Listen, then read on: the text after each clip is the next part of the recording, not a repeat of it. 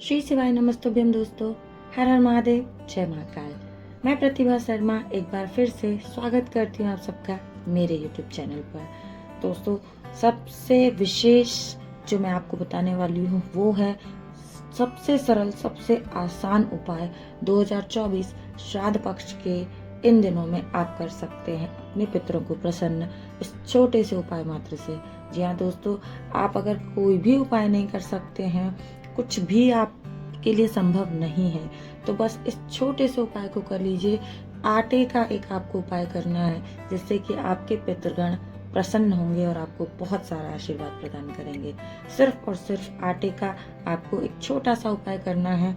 और पूज्य गुरु जी की कथा को सुनकर ही मैं आपको यह उपाय बताने वाली हूँ कि कैसे आप आटे की रंगोली आपको किस किस स्थान पर बनाना चाहिए, वो मैं आपको इस वीडियो में बताने वाली हूँ कि आटे की रंगोली का कितना महत्व होता है।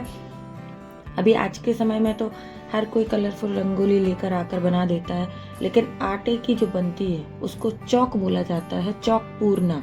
ठीक है, तो जो आटे का चौक बनाया जाता है उसका कितना महत्व होता है, कितना महत्वपूर्ण है वो, तो किस जगह पर उसको आपको बनाना चाहिए और उसका क्या कुछ महत्व है, कैसे इस आटे की रंगोली को बना करके आप अपने पितरों को खुश कर सकते हैं। तो अगर आप भी इन 16 श्राद्ध के दिनों में चाहते हैं कि आपके पितृ जो है वो आपको बहुत सारा आशीर्वाद दे करके जाएं, तो आपको आटे की रंगोली जरूर बनानी चाहिए। चलिए बात करते हैं वीडियो में कि कहाँ कहाँ पर आटे की रंगोली का प्रयोग करना जो है वो उचित माना गया है। आपको कहीं डेकोरेशन पार्ट करना हो तो आप अपनी कलरफुल रंगोली बनाइए, लेकिन जब हम पूजा की बात करते हैं यानी कि पूजा वाले स्थानों पर आटे की रंगोली का विशेष महत्व होता है। और सिर्फ इस आटे की रंगोली को बना करके आप अपने पितरों को प्रसन्न कर सकते हैं मित्रों। तो 2024 का पितृपक्ष का सबसे आसान उपाय मैं आपको बताने वाली हूँ, सबसे अचूक उपाय जिससे आपके पितृगण प्रसन्न होंगे ही होंगे। अगर आपके जीवन में संतान जैसी कोई समस्या है कि संतान नहीं हो रही है, जो कि आज के समय में बहुत ज़्यादा देखने में मिलता है कि लोगों को संतान प्राप्ति में बहुत मुश्किल हो रही है, आपने डॉक्टर को दिखा लिया, सब कुछ ठीक है, सारी रिपोर्ट्स आपकी नॉर्मल आ गई हैं, लेकिन फिर भी संतान नहीं हो रही है, तो मित्रों इसका एक रीज़न यही है कि हमने जहाँ पर आटे की रंगोली बनानी चाहिए थी वहाँ पर हमने आजकल फैशन के हिसाब से दूसरी रंगोलियाँ बनाना शुरू कर दी। आटे का चौक तो हम भूल ही चुके हैं। तो ये सारी छोटी छोटी चीज़ें हैं जिनको आज के समय में लोग दकियानूसी विचार या अंधविश्वास बोल करके छोड़ते जा रहे हैं, और उन्हीं सब चीज़ों का जो प्रभाव है हमारे जीवन में देखने मिलता है। सबसे पहली जगह पे हमें जो आटे की रंगोली बनानी है वह होती है हमारे घर का द्वार। यानी कि प्रतिदिन अगर आप एक नियम बना लेते हैं कि आपने सुबह उठ करके अपने दरवाजे पर साफ करके, यानी कि जैसे पक्के मकान होते हैं तो पानी से आप साफ करके, और दरवाजे की दोनों तरफ यानी चौखट के दोनों तरफ आपने एक चुटकी सिर्फ आटा रख देना है। अगर आप पूरी रंगोली नहीं भी बना सकते तो सिर्फ एक चुटकी आटा रख दीजिए अपने दरवाजे की चौखट के दोनों तरफ। ये एक विशेष स्थान होता है जो कि पितरों के निमित्त माना गया है। अगर आप 365 दिन इस चीज को फॉलो करते हैं, इस चीज को लेकर के चलते हैं, तो यकीन मानिए कि आपके घर में, आपके जीवन में ऐसी कोई समस्या नहीं है जो पितृ दोष जैसी समस्या आपके घर में आए, है ना। तो आपने सिर्फ इस एक जगह पर आटे की रंगोली बनाने का 365 दिन का नियम ले लेना है। और अगर आप 365 दिन इस उपाय को नहीं कर सकते मित्रों, तो श्राद्ध पक्ष में जरूर कीजिएगा। जितने दिन निकल गए कोई बात नहीं, जितने दिन बचे हुए आज से नियम बना लीजिए कि सुबह उठ करके स्नान करना है और पितरों के निमित्त आपको एक चुटकी आटा जो है चौखट के दोनों तरफ रखना है।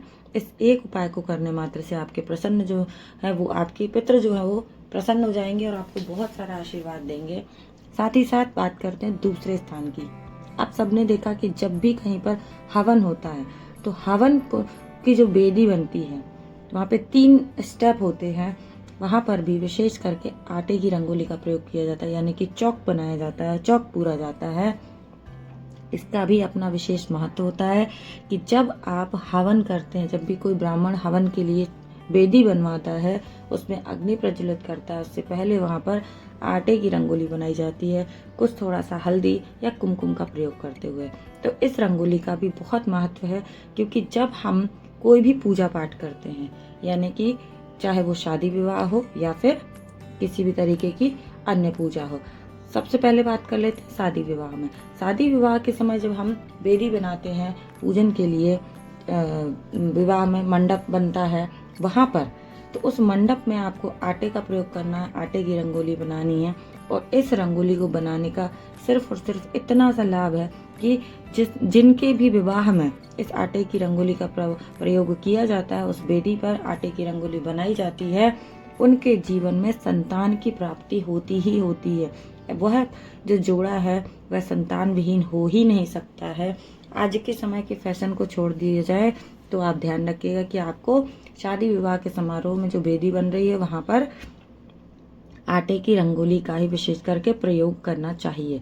इससे आपके जीवन में अगर कोई भी संतान को लेकर के समस्या आने वाली है तो वह कभी नहीं आएगी। पितृगण आपको आशीर्वाद देंगे कि आपके जीवन में संतान की, एक अच्छी संतान की प्राप्ति हो जो आपको बहुत सारा सुख प्रदान करे।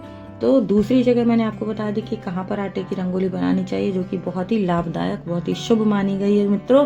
अब तीसरा स्थान हम बात कर लेते हैं जहाँ पर कि आटे की रंगोली पितरों के निमित्त अगर आप कोई काम कर रहे हैं, अगर आप कोई पूजा पाठ कर रहे हैं या कोई भी विशेष कार्य, कोई भी पुण्य कार्य आप करते हैं, तो तीसरा स्थान वह महत्वपूर्ण स्थान है जहाँ पर के आटे की रंगोली बनाई जाती है या बनाई जानी चाहिए। आप कभी भी देखिएगा जहाँ कहीं भी कोई भी ब्राह्मण आपको पिंडदान करवाएगा या पूजा पाठ करवाएगा या कुछ भी पुण्य कर्म का काम होगा, वहाँ पर आपको आटे की रंगोली मिलेगी। स्पेशली जब हम हवन करते हैं, बड़े बड़े यज्ञ हवन आपने देखा होगा, तो यज्ञोपवीत जो 3 स्टेप में बनती है, वहाँ पर ब्रह्मा विष्णु महेश के वो 3 स्टेप बनते हैं। वहाँ पर क्या होता है, वहाँ पर 3 स्टेप पे आटे की रंगोली ही बनाई जाती है और उसका बहुत विशेष महत्व होता है। उसका विशेष महत्व क्या है वो मैं आपको बताने वाली हूँ। उस 3 स्टेप पर जो आटे की रंगोली बनाई जाती है, आप कभी भी देखिएगा कोई भी ब्राह्मण ज्ञानी पंडित होगा, वो कभी भी आपको ये कलरफुल रंगोली के लिए नहीं बोलेंगे। वो वहाँ पर स्वयं आटे की रंगोली डालते हैं या फिर आटे की रंगोली डालने के लिए ही बोला जाता है। वहाँ पर जो आटे की रंगोली डलती है उसका विशेष प्रभाव ये होता है कि जब आप साकल्य छोड़ते हैं, यानी कि हवन सामग्री जो आप उसमें डालते हैं हवन कुंड में, तो उसका कुछ भाग आपने देखा होगा जो है वो इन स्टेप्स के ऊपर गिर जाता है। आप कितना ही संभाल के कीजिएगा, बड़े बड़े यज्ञों में आप देखेंगे कि जब भी आप यज्ञ में साकल्य छोड़ते हैं, कुछ भाग उन स्टेप्स पर गिर जाता है। तो जो वो भाग गिरता है, जो आप यज्ञोपवीत में डाल रहे होते हैं, साकल्य डाल रहे होते हैं, उसका कुछ भाग हमारे पितरों के निमित्त जाता ही जाता है। तो मित्रों, ये 3 जगह मैंने आपको बता दी। इन 3 जगह पर आटे की रंगोली का प्रयोग करने मात्र से आपके पितृ जो है वो अत्यंत प्रसन्न हो जाते हैं और आपको बहुत सारा आशीर्वाद प्रदान करते हैं। वो तृप्त हो जाते हैं और आपके जीवन में पितृ दोष जैसी समस्या तो हो ही नहीं सकती है। तो पूज्य गुरु जी की कथा के अनुसार, जैसे कि मैंने आपको अपने शब्दों में बताने की कोशिश की है, कि सिर्फ 3 स्थानों पर आटे की रंगोली बनाने मात्र से आप अपने पितरों को प्रसन्न कर सकते हैं और आपके जीवन में पितृ दोष जैसी कोई समस्या कभी नहीं आएगी। अगर आपके जीवन में संतान आप चाहते हैं, बहुत अच्छी संतान चाहते हैं, तो आपके घर परिवार में कोई भी एक सदस्य अगर इस नियम को अपना ले तो आपके परिवार में, आपके बच्चों में संतान को लेकर के कभी कोई समस्या नहीं हो सकती है। ऐसे 3 स्थानों पर रंगोली बना लीजिए और आपके सारे काम बहुत आसानी से हो जाएंगे। मित्रों, इन श्राद्ध पक्ष में जितने दिन निकल गए कोई बात नहीं, जो दिन बचे हुए हैं इन श्राद्ध पक्षों में इस एक नियम को बना लीजिएगा कि आटे की रंगोली आपको अपने दरवाजे के चौखट के दोनों तरफ बनानी है।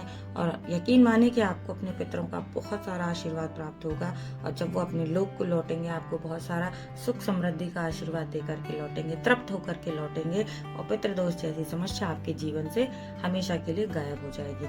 पूज्य गुरु जी की कथा को सुनकर अपने शब्दों के माध्यम से, मैं वीडियो के माध्यम से आप तक कुछ बात पहुंचाने की कोशिश करती हूँ, उपायों को आप तक पहुंचाती हूँ। उम्मीद करती हूँ दोस्तों वीडियो की जानकारी आप सबके लिए लाभदायक होती होगी। वीडियो अगर थोड़ा सा भी अच्छा लगता है तो लाइक करें, ज्यादा से ज्यादा लोगों तक शेयर कीजिएगा और चैनल को सब्सक्राइब सभी को करना है। अगर आप पहली बार मेरे चैनल पर आए हैं तो बेल आइकन को प्रेस करना बिल्कुल भी ना भूलें, ताकि आने वाले वीडियो के नोटिफिकेशन आप सबको समय पर मिलते रहे मित्रों। और ऐसी ही अधिक जानकारी देखने और सुनने के लिए मेरे साथ मेरे चैनल पर बनी रहें। मिलेंगे अगले वीडियो में फिर से कुछ नई जानकारी के साथ। पूज्य गुरु जी के कुछ नए जो उपाय हैं वो मैं आपको वीडियो के माध्यम से बताऊंगी, तो मेरे साथ बने रहे मित्रों। तब तक के लिए श्री शिवाय नमस्तुभ्यम। हर हर महादेव। जय महाकाल।